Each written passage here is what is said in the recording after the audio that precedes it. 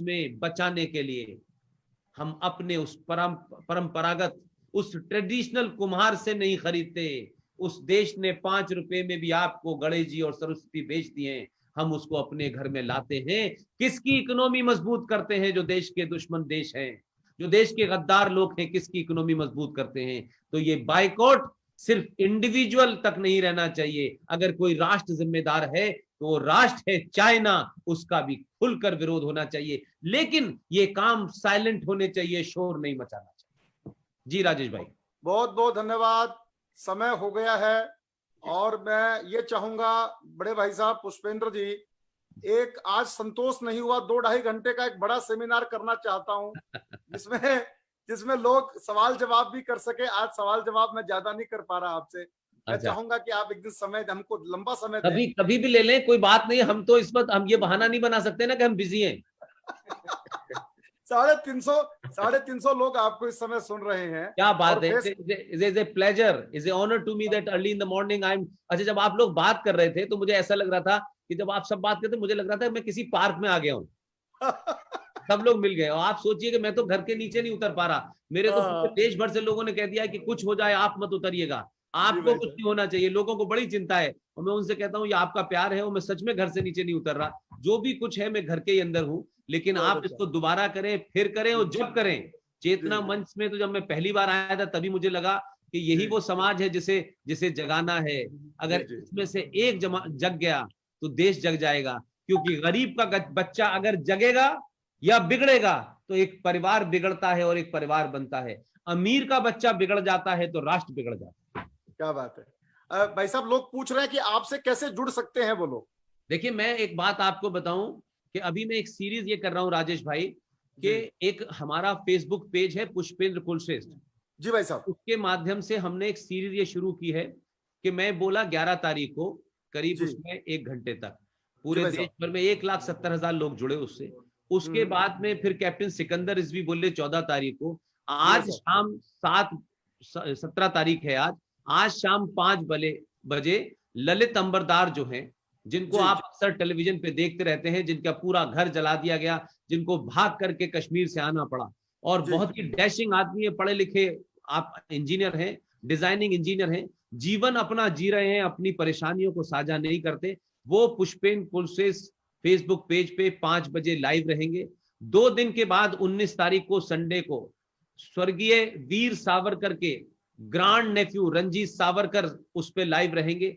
इस तरीके से मैं उस पेज पे RSN सिंह साहब भी आएंगे, उस पे पंडित सुशील पंडित भी आएंगे, उस पे प्रोफेसर कपिल कुमार भी आएंगे जो हिस्ट्री के हैं। ये तमाम जिन्होंने, आपको पता है लाल किले में सुभाष चंद्र बोस का म्यूजियम बनाया है प्रोफेसर कपिल कुमार, इन तमाम सब लोगों से मैंने कहा है कि कुछ नहीं आपको करना है, मैं यहीं से आपको पेज का एडमिन बनाऊंगा और आपको अपनी बात कहनी है, क्योंकि इस वक्त लोग घर में हैं और आपको सुनना चाहते हैं कि टीवी पे सुनते सुनते कोरोना से लोग भी बहुत बोर हो चुके हैं। तो ये अपॉर्चुनिटी है, इसका फायदा उठाना चाहिए। बहुत बहुत धन्यवाद आपका। आइए अब हम मिलकर, मैं माफी चाहता हूं उन लोगों से जिन्होंने सवाल पूछने थे, समय की सीमाओं की वजह से नहीं पूछ पाए, लेकिन जल्दी ही भाई साहब को दोबारा से बुला के 2.5-3 घंटे का सेमिनार करेंगे और आपकी सब जो आपकी जिज्ञासाएं हैं उनका समाधान करेंगे। कल का सेशन बिजनेस सेशन है और बिजनेस एंड लॉकडाउन F&Q, इसके ऊपर एडवोकेट संजय जैन हमसे बात करेंगे। कल समय पर आप लोग आ जाइएगा।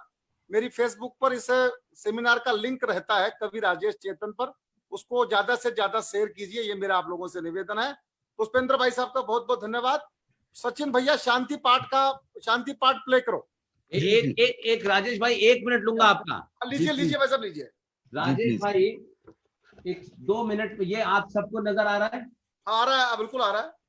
ये क्या है कभी नहीं सोचा होगा। 2 मिनट लूंगा क्योंकि मैं हर बार बताता हूं, क्योंकि हम सब लोगों को कुछ पता होना चाहिए। बताइए। 1957 में भारत की पार्लियामेंट में इस बात को लेकर के चर्चा हुई कि भारत का पक्षी होगा, भारत का एनिमल होगा, भारत का फूड होगा, फ्लावर होगा, फ्रूट होगा, राष्ट्रीय गीत होगा, लेकिन भारत का कैलेंडर कैसा होगा?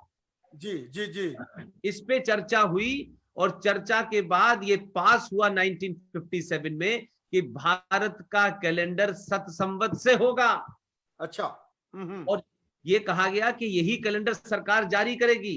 लेकिन कौन वो लोग थे, किसकी साजिश थी कि सत संवत का कैलेंडर नहीं जारी होता और ग्रेगोरियन जो कैलेंडर है, जो इंग्लिश कैलेंडर है, जिसका भारत और साइंस से कोई मतलब नहीं है। और मैं तो इसको कहता हूं कि एक सेकुलर देश के अंदर किसी मजहब के रहनुमा के नाम से कैसे हो सकता है, before Christ and after Christ से कैसे कैलेंडर हो सकता है। तो हमने औरंगाबाद में बहुत बुजुर्ग 80-80 साल के लोगों की मदद से देश में पहला भारत की पार्लियामेंट में पास किए हुए कैलेंडर को प्राइवेटली जारी किया है। और इसको आप देखेंगे तो आपको लगेगा कि आपकी दीवार पर ये कैलेंडर नहीं है, ये सनातन क्रांति है। इस कैलेंडर के बारे में कोई जानकारी चाहिए हो, औरंगाबाद में अभय मराठे जी हैं, 80-82 साल के, लड़ रहे हैं। भारत के रिजर्व बैंक ने ये ऑर्डर कर दिया है कि जो भी चेक सत संवत से देगा उसे लिया जाएगा। वोडाफोन कंपनी भी मुकदमा हार गई हम लोगों से, उसने कहा हम भी लेंगे। इस देश में हमें इस पे मुहिम चलानी चाहिए। और ये जो कंपनियां हैं जहाज उड़ाने वाली, जो गंदे कैलेंडर बनाती हैं, जिसे नेता लेने के लिए लाइन लगाते हैं, ये कैलेंडर आपके घर में होगा तो आने वाली जनरेशन सनातन की तरफ गर्व करेगी। इसलिए इस कैलेंडर को प्राप्त करने के लिए भी मैं अपने लिंक के साथ में पता भेजूंगा।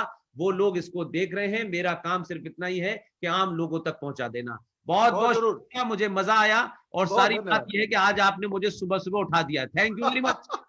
शांति पाठ, शांति पाठ। अच्छा ठीक है, मैं बैठा हूँ। जी मेरी आवाज आ रही है? बिल्कुल आ रही है जी, बजाइए।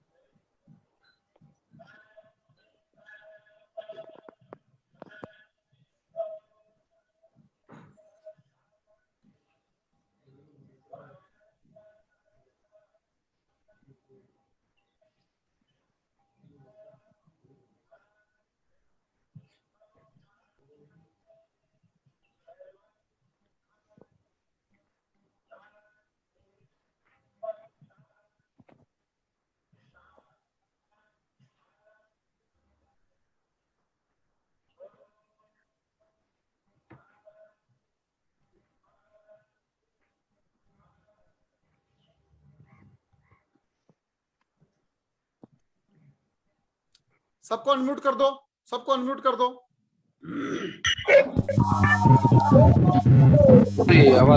आवाज नहीं आ रही है। राम राम, नमस्कार। बहुत धन्यवाद।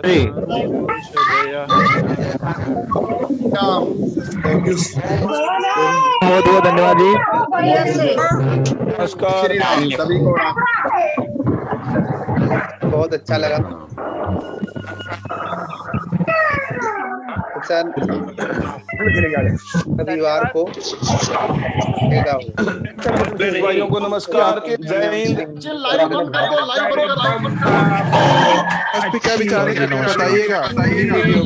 कश्मीर भारत की धरती पे पैदा कर दिए हैं इस सेकुलरिज्म ने और सनातनियों की खामोशी ने, और हमने उनको काउंटर और चैलेंज नहीं किया। इसलिए आज इस सब के बावजूद भी कि देश में एक ताकतवर सरकार है, डिसाइसिव सरकार है, कानून अपना काम कर रहा है, आप उनकी कोशिश देखिए कि वो आज भी इसी कोशिश में लगे हैं कि हम इस बीमारी का इस्तेमाल कैसे इस राष्ट्र के खिलाफ करें। तो वो इस देश में डॉक्टरों की हत्याएं हो रही हैं, पुलिस वालों की हत्याएं हो रही हैं, कोई मानने को तैयार नहीं है। एक बहुत बड़ा वर्ग जो ये मानता है कि अगर जिहाद करने के लिए कुछ लोगों की जान भी चली जाए तो क्या फर्क पड़ता है। तो जिन लोगों को मरना है वो मरना चाहते हैं, लेकिन आपको साथ लेके मरना चाहते हैं। इसलिए सरकार के किसी कानून को नहीं मानने के लिए तैयार है, सरकार के किसी डायरेक्शन को मानने के लिए तैयार नहीं है, और वो अपनी इसी ताकत से आपको डराते रहे हैं कि हम मस्जिद नहीं सड़कों पे नमाज पढ़ेंगे, तो आप डर जाते हैं और गाड़ी खोल के रुक जाते हैं।